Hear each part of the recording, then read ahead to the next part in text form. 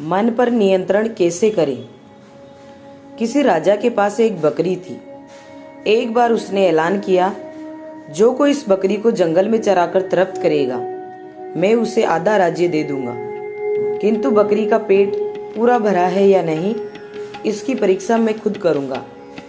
इस ऐलान को सुनकर एक मनुष्य राजा के पास आकर कहने लगा कि बकरी चराना कोई बड़ी बात नहीं है।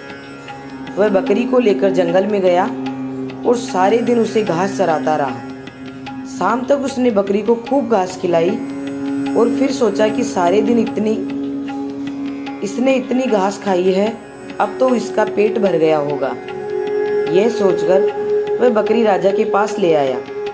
राजा ने थोड़ी सी हरी घास बकरी के सामने रखी तो बकरी उसे खाने लगी। इस पर राजा ने उस मनुष्य से कहा कि तूने उसे पेट भर खिलाया ही नहीं, वरना वह घास क्यों खाने लगती। इसी प्रकार बहुत से लोगों ने बकरी पेट भरने का प्रयत्न किया, किंतु जो ही दरबार में उसके सामने घास डाली जाती वह फिर से खाने लगती। एक विद्वान ब्राह्मण ने सोचा, इस ऐलान का कोई तो रहस्य है, तत्व है, मैं युक्ति से काम लूंगा। वह भी राजा से प्रार्थना कर बकरी को चराने के लिए ले गया। जब भी बकरी घास खाने के लिए जाती तो वह उसे लकड़ी से पीटता। सारे दिन यही क्रम दोहराता रहा। अंत में बकरी ने सोचा कि यदि मैं घास खाने का प्रयत्न करूंगी तो मार खानी पड़ेगी। शाम को वह ब्राह्मण बकरी को लेकर राज दरबार में लौटा।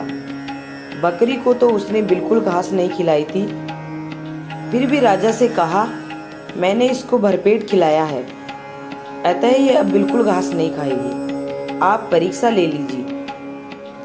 राजा ने घास डाली, लेकिन उस बकरी ने उसे खाया तो क्या, देखा और सूंघा तक नहीं। बकरी के मन में यह बात बैठ गई थी कि अगर घास खाऊंगी तो मार पड़ेगी।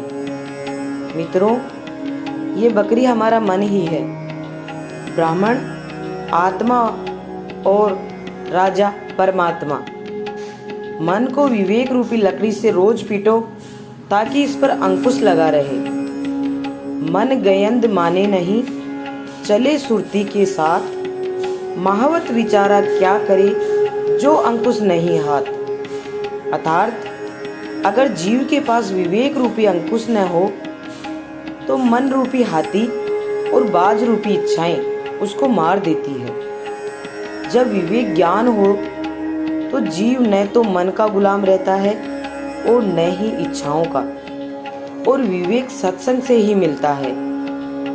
गोस्वामी जी ने श्री रामचरितमानस में लिखा है, बिनु सत्संग विवेक न होई, राम कृपा बिनु सुलभ न सोई।